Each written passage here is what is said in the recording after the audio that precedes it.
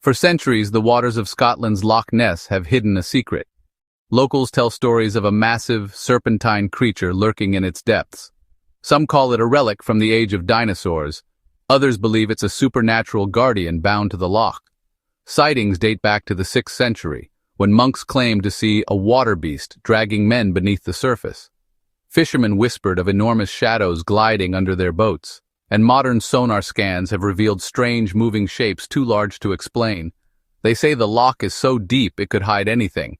Something ancient, something hungry. I went to Scotland thinking Nessie was just a tourist gimmick, a blurry photo, a myth to sell keychains. But standing on the shore of Loch Ness at midnight, I felt something wrong. The water was still, too still, as if holding its breath. I rented a small boat, ignoring the warnings of the locals. They told me never to go out at night.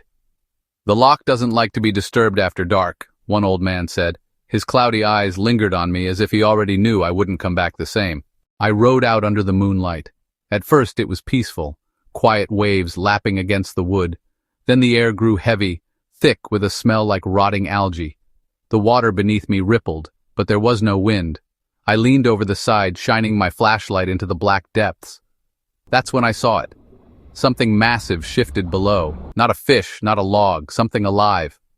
My light caught on scales the size of plates, slick and dark. Then a long, sinuous neck rose from the surface, droplets rolling off its skin like oil. The head loomed over me, eyes reflecting pale moonlight, eyes that didn't blink. It exhaled, and the stench of decay hit me like a wall. My boat rocked violently as its shadow encircled me, stretching wider and wider. I realized with terror that it wasn't circling, it was coiling, wrapping the water around me like a predator about to strike.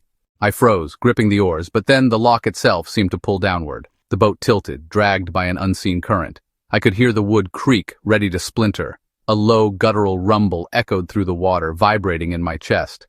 I rowed, harder than I've ever rowed in my life.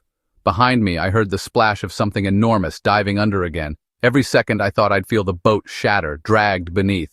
When I finally reached the shore, I collapsed, gasping, refusing to look back. But in the distance, on that still black water, I saw 2 glowing eyes watching me from just above the surface, before slowly sinking back into the depths.